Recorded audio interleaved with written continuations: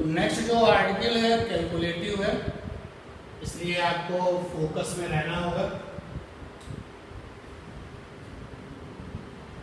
ये हमारे पास में एक्स एक्सिस है और ये हमारे पास में वाई एक्सिस है, और हमने इलेक्ट्रिक डाइपोल को सीसीएस में रख दिया है। ये प्लस चार्ज है और ये माइनस चार्ज है। इलेक्ट्रिक डाइपोल को सीसीएस में रख दिया गया है, कार्टेशियन कोऑर्डिनेट सिस्टम। कैसे रखा गया है आप देख सकते हो, जिस तरीके से रखा गया है। इलेक्ट्रिक डाइपोल जो है वो electric dipole is placed in CCS such that dipole axis coincide with x-axis and dipole center coincide with origin। अब यहां पर जो मैंने लिखा है, यहां पे एक टर्म आया है डाइपोल एक्सिस। अगर आप में से इसको भूल चुके हैं जो लोग, तो मैं याद दिला दूं, ये जो डाइपोल होता है इसके दोनों जो किनारे हैं इनको मिलाने वाली जो लंबी सी लाइन होती है, ये ए है ये बी है, एक ऐसी स्ट्रेट लाइन जो दोनों पोल से होकर के गुजरेगी। देखो जरा इस लाइन को, ये लाइन है जो इस पोल से भी जा रही है उस पोल से भी जा रही है, ये है डाइपोल एक्सिस। जब हमने इस डाइपोल को उठा के यहाँ रखा तो डाइपोल की जो एक्सिस थी और जो एक्स वाली एक्सिस थी वो छिप गई, एक दूसरे के साथ कॉन्साइड हो गई। एंड यू कैन सी कि जो डाइपोल का सेंटर है ओरिजिन के साथ में कॉन्साइड हो चुका है। अब आपने क्या किया कि जब सिस्टम बन गया तो आपने कहा कि यहां पर इलेक्ट्रिक फील्ड निकालो। आपने इलेक्ट्रिक फील्ड यहां मानी, इस समय जो पॉइंट आपने चुना है वो डाइपोल की एक्सिस पर है, भूल मत जाना। ये आपका एक्स एक्सिस भी है, ये आपका एक्स एक्सिस भी है और ये आपका डाइपोल एक्सिस भी है। चलिए मैंने प्रॉब्लम ही खत्म कर दी, दोनों लिख दिए। तो जो जगह आपने सेलेक्ट करी है that is at the axis of the dipole, जहां पर आप इलेक्ट्रिक फील्ड निकालने जा रहे हैं। इसलिए एग्जाम में जब ये क्वेश्चन बनता है तो आपके लिए कैसे बनेगा? क्वेश्चन बनता है find electric field intensity, find electric field intensity that is capital E due to dipole at axial position। Axial position को एंड ऑन पोजीशन भी कहा जाता है, एंड ऑन पोजीशन। और आप जो है वो पोजीशन इधर भी सेलेक्ट कर सकते थे, इधर भी ले सकते थे, ऐसी कोई हार्ड एंड फास्ट नहीं है कि आप इधर ही है। फिलहाल हमने ये पॉइंट ले लिया, मुझे इलेक्ट्रिक फील्ड चाहिए, तो जो ये मेरा पॉइंट है दैट इज M, और डाइपोल के सेंटर से इस M की जो दूरी है वो R है। डाइपोल की पूरी लेंथ 2L होती है, तो L और L। तो हियर R जो है वो आपका डिस्टेंस ऑफ ऑब्जर्वेशन पॉइंट है from the centre of the dipole. ये मेरा ऑब्जर्वेशन पॉइंट है। अब इलेक्ट्रिक फील्ड चाहिए तो 1 कूलम का टेस्ट चार्ज खर्च करना पड़ेगा। चलिए रख दिया यहाँ पे 1 कूलम का टेस्ट चार्ज, लिखने का अंडरस्टूड। तो जो ये वाला चार्ज है डाइपोल का वो इस टेस्ट चार्ज को धक्का देगा, रिपल्सन, क्योंकि अपनी मर्जी से सिलेक्टेड टेस्ट चार्ज पॉजिटिव होता है, क्योंकि 1 कूलम के टेस्ट चार्ज पर जो लगने वाला फोर्स है that is called the electric field intensity. तो प्लस वाले चार्ज ने उस 1 कूलम के टेस्ट चार्ज को रिपल किया और इस डायरेक्शन में फोर्स लगेगा, यही इलेक्ट्रिक फील्ड इंटेंसिटी होगी ए वाले ने डेवलप किया। तो फार्मूला लगा देते हैं, ई निकाल देते हैं 1/4πε0। ऊपर होता है सोर्स चार्ज, नीचे होता है डिस्टेंस का स्क्वायर। किसी पॉइंट चार्ज से पैदा होने वाली इलेक्ट्रिक फील्ड का फार्मूला ये था, E = 1/4πε0। SC माने सोर्स चार्ज, नीचे डिस्टेंस का स्क्वायर, उस जगह की चार्ज से दूरी। तो जगह की चार्ज से दूरी है am। Now this is the place and this one is the charge am।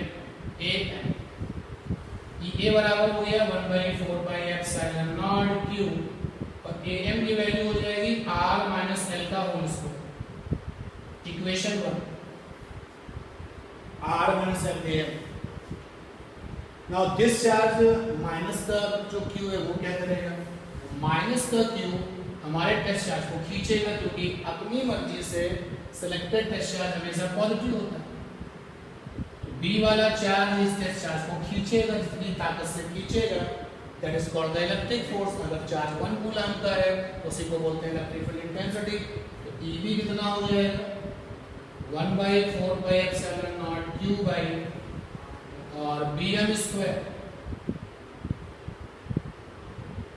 EB = 1/4πε0 q upon r + l का होल स्क्वायर। तो ये जो ऑब्जर्वेशन पॉइंट है, इस ऑब्जर्वेशन पॉइंट पर डाइपोल के दोनों चार्ज मिल करके अपनी अपनी फील्ड दे रहे हैं। टोटल कितनी होगी, क्योंकि डायरेक्शंस में अपोजिट घटा दिया जाएगा। तो मुझे तो लग रहा है कि जो बड़ा है वो EA है। देखो EA और EB को जरा देख लो। EA में 1/4πε0 है, यहाँ पर भी है। EA में Q माने चार्ज है, यहाँ पर भी है। EA में नीचे की जो डिस्टेंस है r - l वो कम है, और यहाँ पे r + l ज्यादा है। डिस्टेंस कम तो E ज्यादा। तो EA बड़ा है, EB छोटा है, तो नेट फील्ड क्या होगी बेटा, नेट फील्ड ये होगी नेट फील्ड। दोनों लोगों को घटा करके मिलेगी, सबट्रैक्शंस करके मिलेगी, और घटने के बाद जो डायरेक्शंस होती है वो वही होती है जो बड़े वाले की है। तो EA आपका बिग है वैल्यू में, और EB आपका स्मॉल है। तो नेट वाली फील्ड E बराबर हो जाएगी EA - का EB। और इधर देखो जो डाइपोल मोमेंट है वो कैसा होता है, माइनस से प्लस। डाइपोल मोमेंट की डायरेक्शन होती है माइनस से प्लस।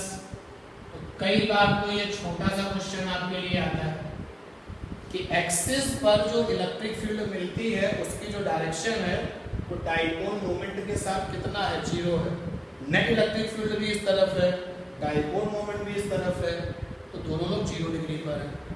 अच्छा, थोड़ी देर में मैं EA की वैल्यू रखूंगा इक्वेशन 1 से, और इक्वेशन 2 से EB अब कैलकुलेट करना है और सॉल्व करना है।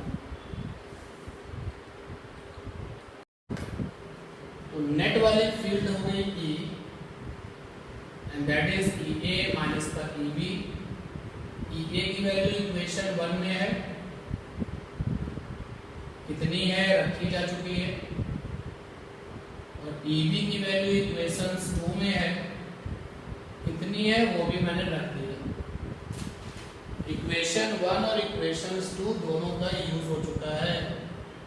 यूजिंग इक्वेशन 1 2 E बराबर q/4πε0 1 अपॉन r - l का square minus 1 upon r + l का स्क्वायर। E = q/4πε0, एलसीएम ले लिया जाए, r - l का स्क्वायर r + l का स्क्वायर, इधर आ जाएगा r + l का स्क्वायर, इधर आ जाएगा माइनस का r - l का स्क्वायर। q/4πε0 ऊपर सॉल्व करोगे r² l² 2rl। Be careful, तो छोटी क्लास को नहीं पढ़ा रहा हूँ, इसलिए मैं यहाँ पर स्क्वायर भी ओपन कर रहा हूँ, अंदर साइन भी ले जा रहा हूँ। r² l² प्लस का 2rl, और नीचे आया R square L square whole square.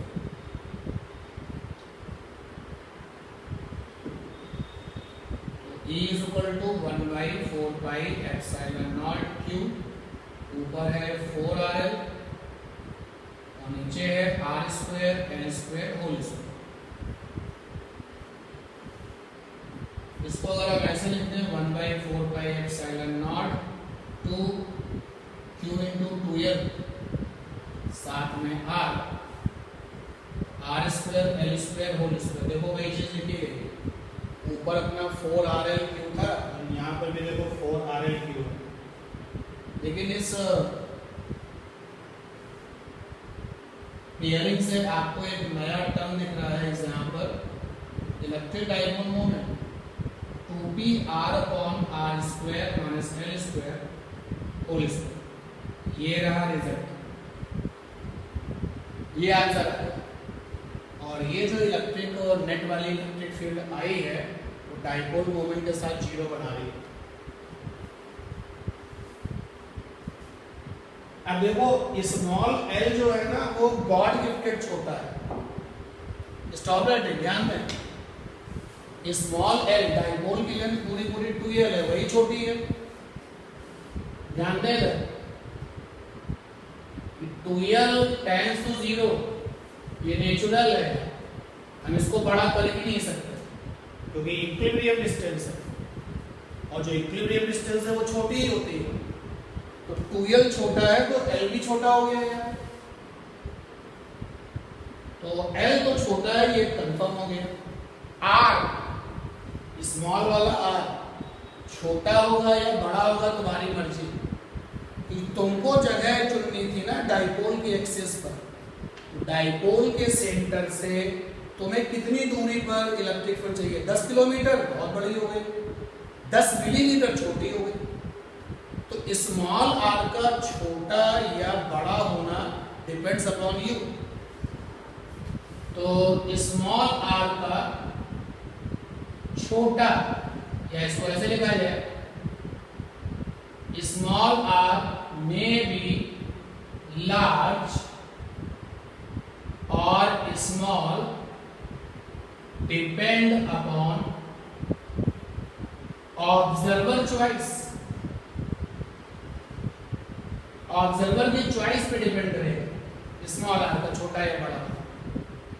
तो चलिए मैं ये सोच के चलता हूं कि let small R is very greater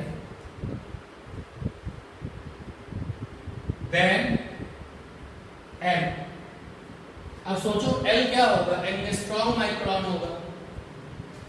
or है 2 मीटर, अरे 2 मीटर एंगस्ट्रॉम माइक्रोन से बहुत बड़ा हो गया।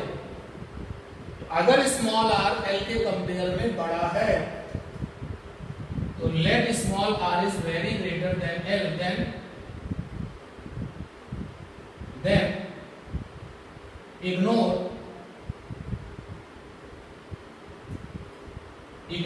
L square as compared to R square। तो फिर यहां पर आप छोटे का स्क्वायर तो और छोटा होता है, तो L स्क्वायर को छोड़ दीजिए R स्क्वायर के कंपेयर में। चलो छोड़ के देखते हैं क्या होता है। जैसे तुमने L स्क्वायर को छोड़ा, ये फार्मूला बहुत ही जाने पहचाने लोग में बदल जाएगा। R की पावर 4 आ जाएगी नीचे और एक R कैंसिल करोगे। ये जो रिजल्ट आ रहा है ये तभी यूज करना जब R L से बड़ा हो। अगर R की रेंज चल रही है मीटर वाली और L तो बहुत छोटा होगा, समझ जाओ बड़ा है। कभी कभी इंटेंशनली जानबूझ करके वो R इस तरीके का सेट करता है। देखो एक बात और बताएं आपको, इस वाले फार्मूले में मोर देन 90% क्वेश्चन इसी से निकलेंगे।